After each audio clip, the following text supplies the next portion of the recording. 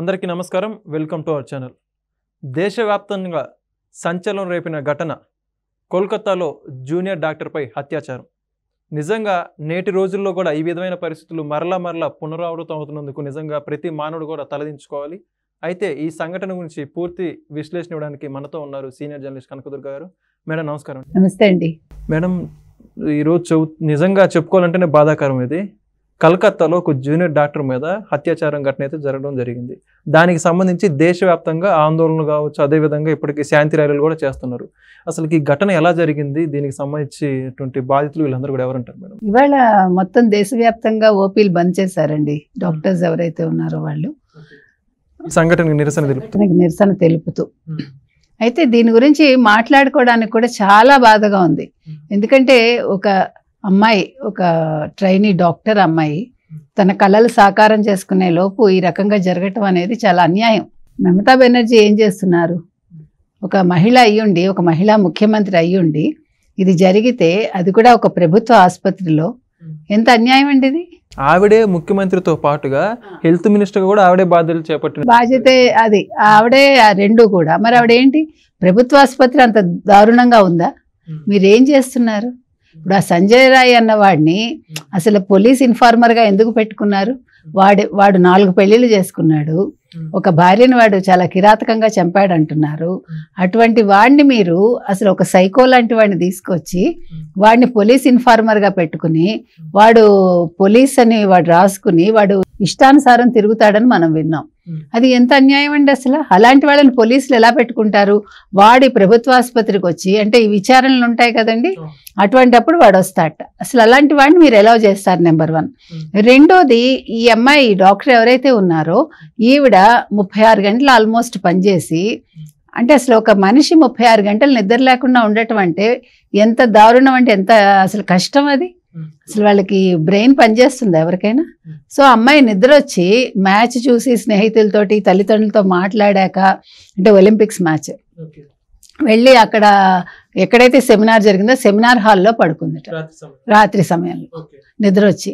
ఇప్పుడు పడుకున్నప్పుడు నేనంట, ఇప్పుడు మీకు సీసీ ఫుటేజ్లో ఇతను సంజయ్ రాయ్ ఒక్కడే కనిపించాడా, మిగతా ఎవరు కనిపించలేదా? ఒక ప్రశ్న మనకి. తర్వాత అమ్మాయిని 3 to 5 గంటల మధ్యలో అత్యంత కిరాతకంగా పాశవికంగా అత్యాచారం చేశాడు ఆ నిందితుడు. వాడంటే ఆల్రెడీ కన్ను వేసున్నాడా లేదు, దీని వెనకాల అసలు ఎవరున్నారు?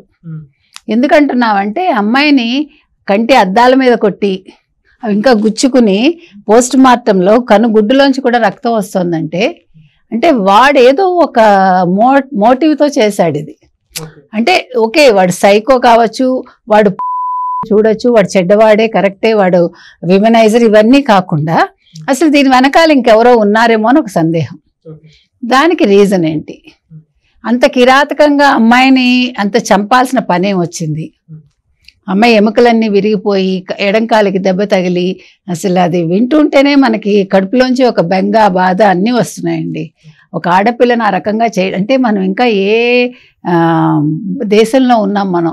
ఇంత అత్యాధునికమైన అన్నీ ఉన్నాయి మనకి, ఆడపిల్లలు నిర్భయంగా తిరగచ్చు అని చెప్తూ మళ్ళా ఇంకో నిర్భయ కేసు రావటం అనేది ఎంతవరకు సమంజసం? మమతా బెనర్జీ ఎందుకు రిజైన్ చేయకుండా ఇంకా కూర్చుంది? ఒక ముఖ్యమంత్రి స్థాయి మనిషి, ఒక ఆరోగ్య శాఖ మంత్రిగా ఉండి ఆవిడ ఏమి అసలు చేస్తున్నారు? ఆవిడ ఏం చర్యలు తీసుకుంటున్నారు? ఆవిడ రిజైన్ ఎందుకు చేయలేదు అని మనం అడుగుతున్నాం. ఇంకొకటి, అసలు అమ్మాయి విషయంలో తీసుకుంటే మామూలుగా ఇప్పుడు ఇలాంటి అత్యాచారం కేసులో కావచ్చు, మామూలుగా కూడా స్పర్మ్ అనేది 1.1 mg ఉంటుందటండి. కానీ ఈ అమ్మాయి విషయంలో మాత్రం 150 mg దొరికింది అంటున్నారు. అంటే ఉంది ఆ అమ్మాయి ఇదిలో అని. కాబట్టి ఈ విషయంలో కొంచెం ఆలోచించాలి. ఎంతమంది యాక్చువల్గా అమ్మాయిని రేప్ చేశారు? 1, 2, 3, 10 మందా, 15 మందా అనేది ఆలోచించాల్సిన అంశం ఒకటి. రెండోది, ఆ అమ్మాయికి ఏదైనా కుట్రకోణం తెలిసిందా? అంటే హాస్పిటల్లో జరిగే అంశాలు ఏమైనా తెలిసాయా? మీకు అర్థమైంది కదా. అది చూడటం వల్ల సినిమాల్లో లాగా ఈ అమ్మాయిని టార్గెట్ చేసి ఆ రకంగా అంత భయానకంగా చంపించారా, లేకపోతే అంటే అత్యాచారం చేయించారా? అది ఎవరు? ఎందుకంటే ఆ సంజయ్ ఘోష్ ఎవరైతే ఉన్నారో సూపరింటెండెంట్ అది కాలేజ్ ప్రిన్సిపల్, ఆయన ఈ పోస్ట్ మార్టం రిపోర్ట్ను కూడా పక్కదారి పట్టించాలని చూశారని తెలుస్తోంది. తర్వాత పిల్ల చనిపోయాక సూపరింటెండెంట్ ఫోన్ చేసి మీ అమ్మాయి హత్య గావించబడిందా ఏదో చెప్పాడు. అమ్మాయికి ఈ రకంగా జరిగాక సూపరింటెండెంట్ ఎవరైతే ఉంటారో లేడీనో ఎవరో ఆవిడ ఫోన్ చేసి మీ అమ్మాయి ఆత్మహత్య చేసుకుందో ఏదో చెప్పారు. చెప్పాక కూడా ఆ పిల్లని చూడడానికి 3 గంటల తర్వాత కానీ అనుమతి ఇవ్వలేదు తల్లిదండ్రులకి. తర్వాత పొద్దున్న 6 నుంచి సాయంకాలం రిపోర్టింగ్ పోస్ట్ మార్టం చేయడానికి సాయంకాలం పట్టింది. పట్టాక కూడా దాన్ని అంతా గోల్మాల్ చేయాలని చూశారు. ఇతను కూడా అమ్మాయి మీద పనికిమాలిన కమెంట్స్ చేశాడు అని తెలుస్తోంది ఆ ప్రిన్సిపాల్ ఎవరైతే ఉన్నారు. తర్వాత ఈ సూపరింటెండెంట్ ఇది జరిగి అంతా అయ్యాక వెంటనే వేరే ఒక హాస్పిటల్కి ఆవిడ ట్రాన్స్ఫర్ చేసుకుని వెళ్ళిపోయింది. ఎందుకు అంటే నువ్వేం తప్పు చేశావు, నువ్వు ఎక్కడికి వెళ్ళినా నువ్వు చేసిన తప్పు నేను వెంటాడుతుందిగా, నువ్వు పారిపోలేవు కదా. ముందు మమతా బెనర్జీ దీని గురించి ఏం మాట్లాడుతున్నారు? ఇవాళ నిజమే శాంతి ర్యాలీలు జరుగుతున్నాయి, ఆందోళనలు జరుగుతున్నాయి, అన్నీ జరుగుతున్నాయి, కానీ మనం ఏం చేసినా కూడా అమ్మాయి ప్రాణాలు అయితే తీసుకురాలేం. 1.